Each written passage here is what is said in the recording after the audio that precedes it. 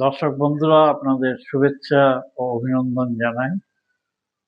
ঠান্ডা পড়েছে, ঠান্ডার আমেজে আলুর দম খাওয়ার ইচ্ছে হলো। চলে এসেছি রান্নাঘরে, দেখতেই পাচ্ছেন।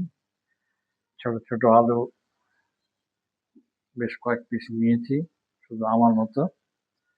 সেগুলোকে একটু সেদ্ধ করা হয়েছে, প্রায় 70-80 ভাগ সেদ্ধ করা হয়ে গেছে। আর নিয়েছি আমি পেঁয়াজ কুচি, এখানে আমার আদা এবং রসুন রাখা আছে। লবণ বা নুন লাগবেই।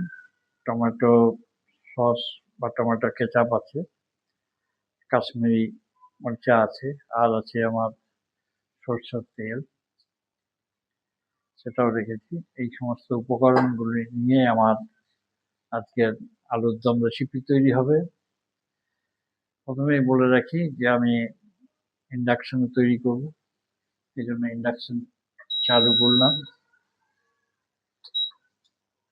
ইন্ডাকশন চালু হয়ে গেছে। এরপর আমি তেল গরম করতে দেবো। ইন্ডাকশন কাজ করছে না ঠিক মতো। ইন্ডাকশন চালু হয়ে গেছে। আমরা এবার তেল গরম করতে দেবো।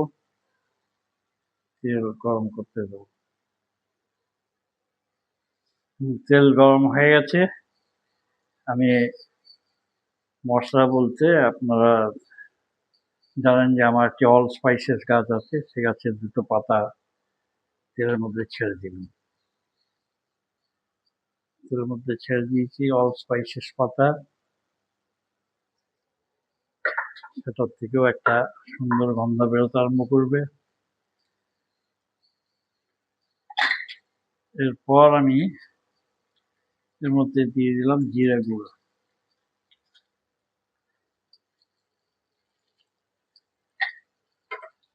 জিরে অল স্পাইসেস মিশ্রণে একটা সুন্দর গন্ধ বেরোচ্ছে।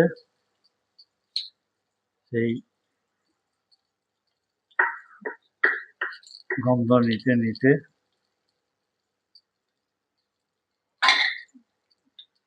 আমি আমার সেদ্ধ করা আলুগুলো ছেড়ে দিলাম। মোটামুটি একটা ভাজতে হবে।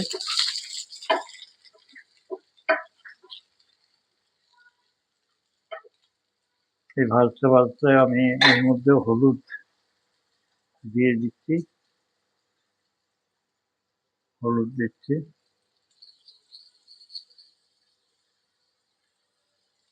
এবং ভাজাটা যাতে তাড়াতাড়ি হয় সেজন্য একটু লবণ বা নুন ছড়িয়ে দিলাম।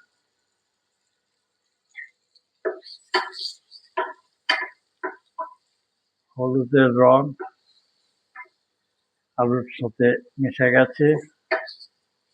নতুন আলু, তাই তাড়াতাড়ি হলুদের রং নিয়ে নিচ্ছে।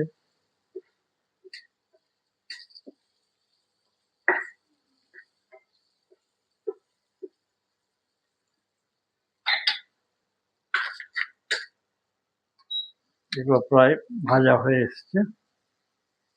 এই ভাজা অবস্থায় আমরা এগুলোকে নামিয়ে রাখবো। এবার আলুগুলো, ভাজা আলুগুলোকে তুলে রাখা হয়েছে। আমি প্যানে সামান্য তেল দিয়েছি, তেল গরম হতে থাক। এই গরম তেলের মধ্যে আমি আমাদের পেঁয়াজগুলো গোল্ডেন ভাবে ভেজে নেব। তাহলে আলুর দম এই শীতকালে ছোট ছোট আলু পাওয়া যায়, নতুন আলু উঠেছে, তার দম খেতে কিন্তু খুবই ভালো লাগে। একটু ধৈর্য ধরে করতে হবে।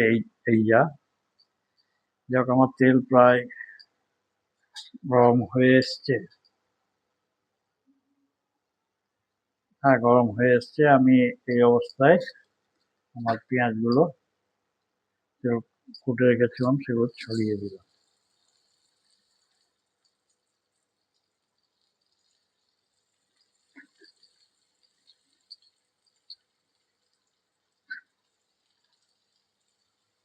পেঁয়াজগুলো ভাজতে আরম্ভ করছি। পেঁয়াজগুলো বেশ ভালো করে ভাজতে হবে, ভালো করে ভাজতে হবে যাতে গোল্ডেন কালার নিয়ে আসতে পারি, কাঁচা না থাকে, সেদিকে লক্ষ্য রাখতে হবে।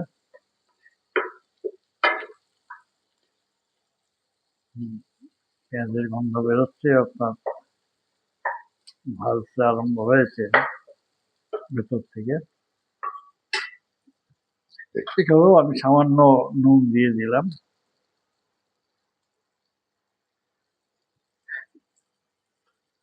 পেঁয়াজের রসটা কেটে যায়।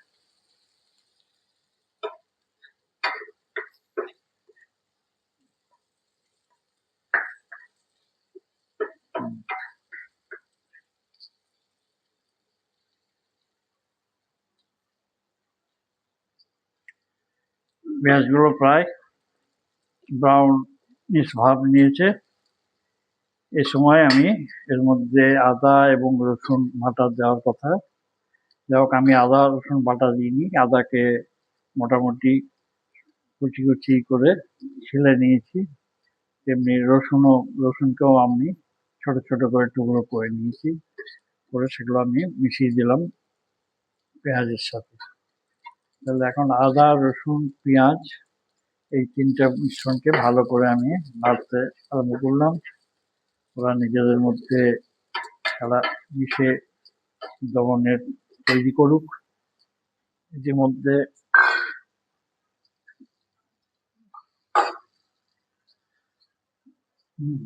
এরা একটা কাঁচা আদার গন্ধটা বেরিয়ে যাক।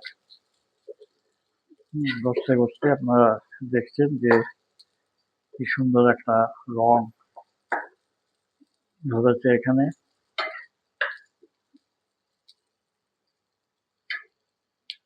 এরপর আমি এর মধ্যে টমেটো সস দেব, তারপর আবার নাড়তে আরম্ভ করবো। এরপর যেটা করা হচ্ছে, কিছুটা কাশ্মীরি মরিচা দিয়েছি রং করার জন্য, লঙ্কাও দিয়েছি, আর আমার কাছে ধনেপাতা আছে, এটা ঠিক সময় দেব, আর টমেটো সস ঢেলেছি।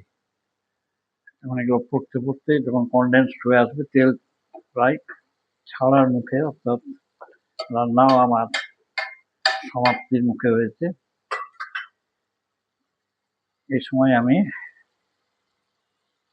ধনে পাতাগুলো ছড়িয়ে দিলাম, গন্ধটা আরো ভালো আসে।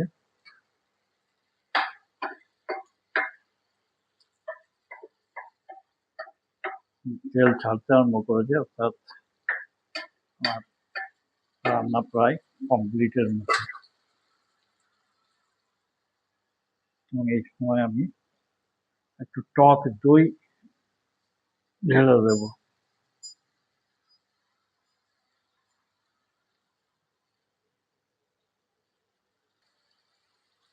টক দই আমি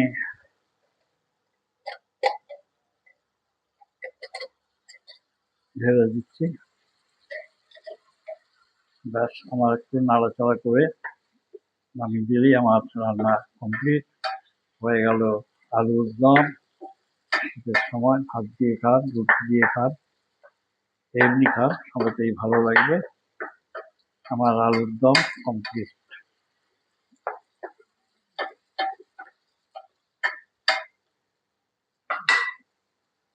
আলুর দম কমপ্লিট, এরপর সার্ভ করলেই হলো।